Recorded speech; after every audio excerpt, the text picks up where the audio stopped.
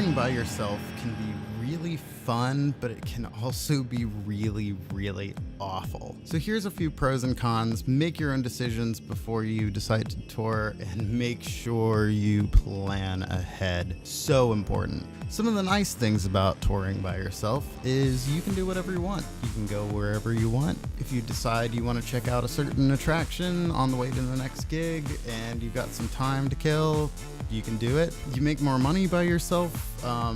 Your costs generally aren't as much because you're only paying for one person. And it's a lot easier to find places to stay because of that. If you're hitting up a venue owner or one of the promoters there and trying to find a place to crash for the night, they're going to be a lot more open to having one person crash at their house versus 3 or 4, especially if you've got gear with you.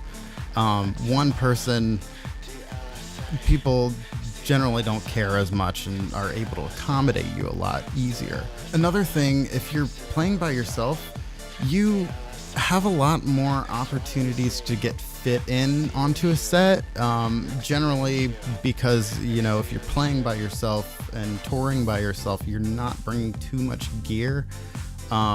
So you can hit up a venue day of and just be like, hey, I've got this 20-30 minute set. I got an open date on my tour.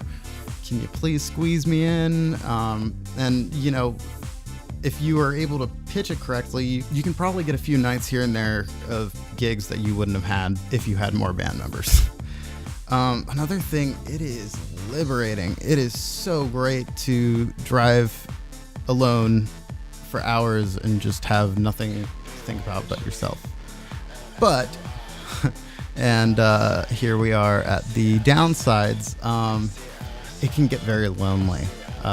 You're by yourself, so generally for days at a time, and if you're not calling people or you're not keeping your mind busy, it can get really lonely and it can be a little rough.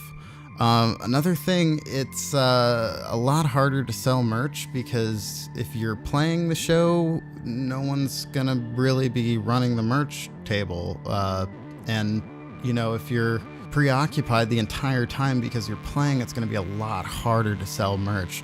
When I was touring by myself, I realized really quickly how important that was and how much of a bad idea it was to not have someone else running my merch, because that was one of the main ways I had to make a little extra money. I wasn't getting the best guarantees from the places, so I had to sell my merch somehow. So I ended up making it work. Like, I sold after my set and before my set, and I tried to get everything set up as quickly as I could. Had a few plugs like while I was on stage, saying that I had merch, but it was not fun.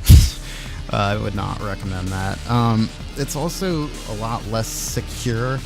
If someone were to try to break into your car, or you get held up, or you gotta carry gear to the venue and your car is left unattended with gear in it, you don't really have anyone to back you up, and that can be scary at times. Another thing, it's a lot harder to sell yourself if you don't really have band members backing you up. Now, you could have a really strong personality and you could be really good at that, but most musicians, from what I've experienced, aren't. And just having that camaraderie of having other band members, or at least like another band that you're touring with, or another person that you're touring with, to kind of have your back, that's really, really good thing.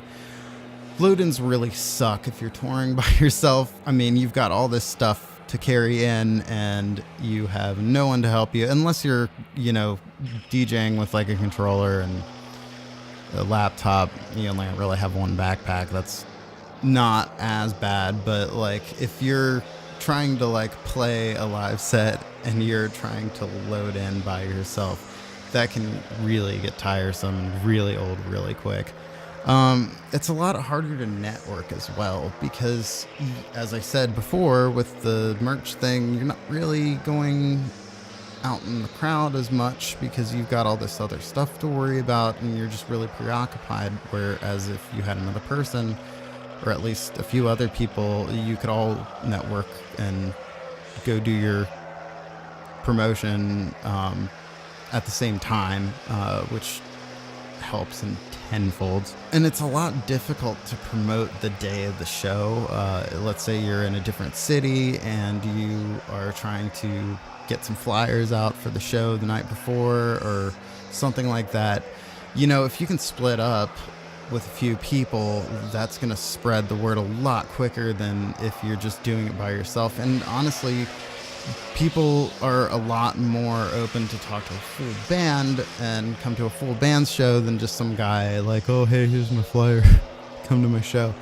I was that guy, so not picking fun at anybody. It's also a lot more difficult to busk or play on the street for money if you're in a city that allows that, because again, like if you have more people around you, unless you are just incredible, most people aren't going to be as open to giving you money or giving you donations because there's really no one to back you up. And again, it just kind of goes with that psychology of a group versus a single person. Well, what do you think? Are there any other things that I might have missed or any great parts about touring by yourself? Let me know in the comments. We'll have a discussion about it. I appreciate you checking out my video. Thank you for watching, and I will see you in the next video.